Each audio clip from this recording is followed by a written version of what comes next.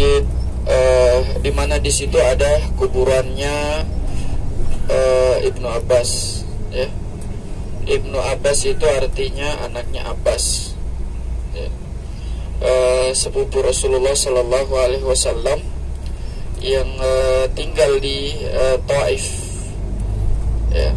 Dia sepupu Rasulullah dan umurnya masih sangat muda. Rasulullah meninggal, Rasulullah 3 tahun sebelum Rasulullah hijrah, itu Ibnu Abbas lahir, ya. Rasulullah meninggal, umur Ibnu Abbas masih 15 tahun. Nanti kita lihat ada Masjid Ibnu Abbas, di situ ada kuburan Ibnu Abbas, dan ada perpustakaan di mana tulisan-tulisan awal pertama kali Al-Quran diturunkan. Jadi di daerah Taif inilah Rasulullah pernah diusir, ya. Ketika Rasulullah dari kota Mekah masuk ke Taif, ya, kemudian untuk menghilangkan kesedihan Rasulullah yang meninggal istrinya Siti Khadijah, kemudian pamannya Abu Talib, maka Rasulullah pun hijrah ke Taif. Dua gunung besar ini untuk menimpa penduduk Taif, maka saya akan angkat gunung besar ini, saya lempar ke penduduk Taif. Tapi apa yang dikatakan oleh Rasulullah Sallallahu Alaihi Wasallam, jangan engkau lakukan itu, wahai malaikat, ya. Walaupun tidak ada yang beriman kepada aku, tapi paling tidak nanti ada anak cucunya yang mungkin beriman kepada ajaranku. Ya, subhanallah, Rasulullah Sallallahu Alaihi Wasallam sudah ada tawaran dari malaikat untuk mengangkat gunung yang ada di Taif untuk menimpuk penduduk Taif, karena melihat Rasulullah dilempari batu, dilempari kotoran unta, dilempari tulang unta, tapi Rasulullah tidak membalas, ya.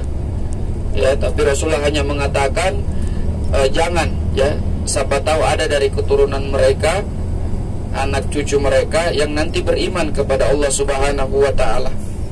Ya. Mungkin kalau orang-orang yang punya ambisi tinggi, sebelum ditawarkan oleh malaikat mungkin sudah berdoa kepada Allah, ya Allah, azab kampung ini, angkat gunung kemudian lemparkan kepada penduduk ini karena mereka menolak saya. Tapi subhanallah, tidak seperti itu yang dilakukan, malahan Rasulullah menolak tawaran malaikat untuk melemparkan gunung ke penduduk Taif, ya. Malah kata Rasulullah, siapa tahu saja nanti anak keturunan mereka yang beriman kepada Allah. Dan alhamdulillah sekarang, ya, doa itu terijabah. Betul, kita bisa lihat Taif ini adalah daerah yang subur. Jadi buah-buahan yang masuk ke kota Mekah, sayur-sayuran yang masuk ke kota Mekah itu dari sini semua, ya. Daerah yang tumbuh-tumbuhan itu dari Taif.